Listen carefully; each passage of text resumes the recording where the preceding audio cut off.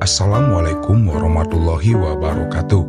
Sahabat manusia hamba semua, di sini kita akan menceritakan berpuasa di zaman Nabi. Seperti apa rasanya? Yuk kita simak kisahnya sampai selesai.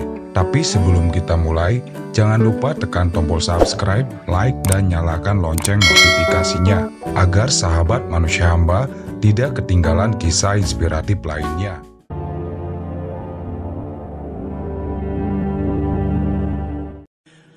Hari ini kita akan menelusuri kembali waktu ke lebih dari 1400 tahun yang lalu, ke zaman Rasulullah Shallallahu Alaihi Wasallam dan para sahabat, untuk merasakan bagaimana sebenarnya puasa di masa itu.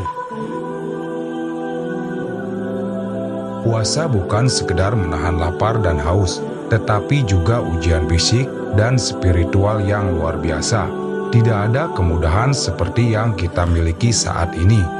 Tidak ada kulkas untuk menyimpan makanan segar, tidak ada air dingin yang bisa langsung diminum, tidak ada makanan yang bisa dipesan kapan saja. Yang ada hanyalah kesederhanaan, keteguhan iman, dan keikhlasan dalam beribadah. Madinah adalah kota tempat Rasulullah Shallallahu Alaihi Wasallam setelah hijrah dari Mekah, memiliki iklim yang panas dan kering. Bayangkan, siang hari yang begitu terik, pasir yang menyengat kulit, dan angin gurun yang berhembus membawa debu. Matahari bersinar dengan begitu kuat, membuat bayangan benda pun tampak sangat tajam di atas tanah yang membara. Dalam kondisi seperti ini, para sahabat berpuasa tanpa perlindungan dari pendingin ruangan, tanpa minuman segar untuk melepas dahaga.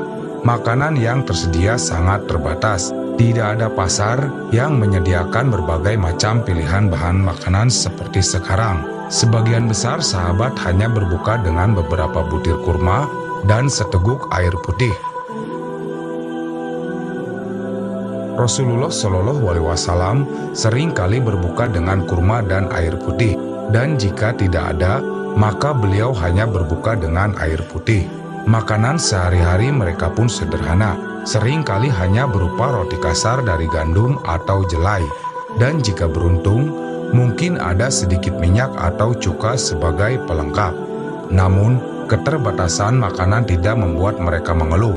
Mereka memahami bahwa puasa bukan hanya tentang menahan lapar, tetapi juga tentang membersihkan hati dan mendekatkan diri kepada Allah Subhanahu wa Ta'ala. Rasulullah Shallallahu Alaihi Wasallam mengajarkan bahwa ada dua kebahagiaan bagi orang yang berpuasa. Kebahagiaan saat berbuka puasa dan kebahagiaan ketika bertemu dengan Allah Subhanahu wa Ta'ala. Di siang hari, meskipun dalam keadaan berpuasa, kehidupan tetap berjalan seperti biasa. Para sahabat tetap bekerja, tetap berdagang, tetap menggembala ternak, dan tetap menjalankan tugas mereka. Tidak ada yang menjadikan puasa sebagai alasan untuk bermalas-malasan. Bahkan, dalam kondisi lapar dan haus, mereka tetap kuat dalam ibadah dan pekerjaan mereka. Salah satu ujian terbesar dalam sejarah puasa adalah Perang Badar. Perang ini terjadi pada bulan Ramadan tahun kedua Hijriah. Bayangkan, dalam keadaan berpuasa, Rasulullah Shallallahu Alaihi Wasallam dan sekitar 300 sahabat harus menghadapi lebih dari 1000 pasukan Quraisy. Mereka berperang di bawah terik matahari dengan perut kosong dan tubuh yang kelelahan. Namun, dengan pertolongan Allah Subhanahu wa Ta'ala, mereka meraih kemenangan yang luar biasa. Ini adalah bukti bahwa puasa bukanlah penghalang bagi perjuangan, melainkan justru menjadi sumber kekuatan spiritual. Ketika malam tiba, Ramadan di zaman Rasulullah Shallallahu Alaihi Wasallam diisi dengan ibadah yang khusyuk. Setelah berbuka dengan kurma dan air putih, para sahabat segera menunaikan sholat maghrib, lalu melanjutkan dengan sholat isya dan tarawih. Meskipun tidak seperti sekarang yang memiliki jadwal tetap, salat tarawih di masa itu adalah ibadah yang dilakukan dengan penuh kehusuan. Rasulullah Shallallahu Alaihi Wasallam sering kali membaca ayat-ayat Al-Quran yang panjang dalam salat malamnya, bahkan hingga kakinya bengkak. Salah satu momen yang paling istimewa adalah ketika 10 hari terakhir Ramadan tiba. Rasulullah Shallallahu Alaihi Wasallam akan mengasingkan diri di masjid, melakukan itikaf, meninggalkan segala urusan duniawi untuk sepenuhnya beribadah kepada Allah Subhanahu wa Ta'ala. Malam-malam itu diisi dengan doa, zikir, dan bacaan Al-Quran, mencari malam yang lebih baik dari 1000 bulan, yaitu Lailatul Qadar. Di tengah kesederhanaan mereka, ada kebahagiaan yang tidak tergantikan. Puasa bukan hanya menahan diri dari makan dan minum, tetapi juga menjaga lisan dari perkataan yang sia-sia, menahan amarah, dan memperbanyak kebaikan.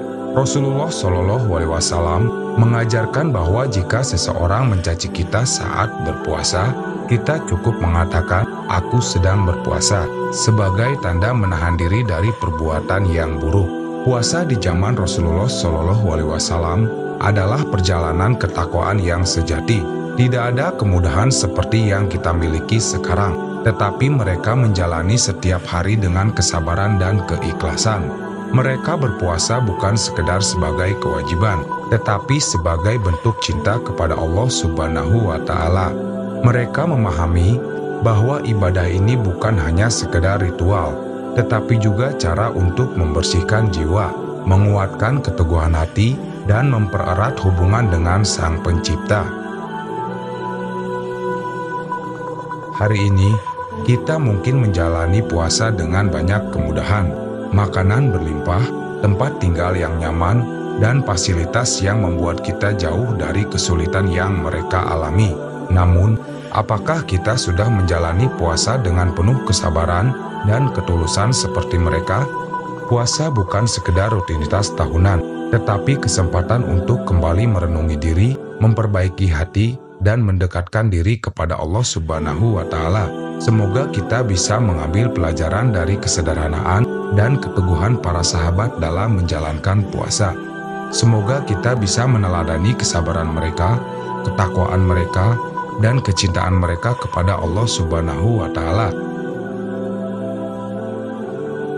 Dan semoga puasa kita tahun ini bukan hanya sekedar menahan lapar dan haus, tetapi juga menjadi sarana untuk memperbaiki diri dan mendekatkan diri kepada Allah dengan sepenuh hati. Itulah kisah yang bisa kita bagikan kali ini. Gimana menurut sahabat manusia hamba? Tulis pendapat sahabat di kolom komentar. Sampai jumpa di video berikutnya. Wabillahi taufiq wal hidayah. Wassalamualaikum warahmatullahi wabarakatuh.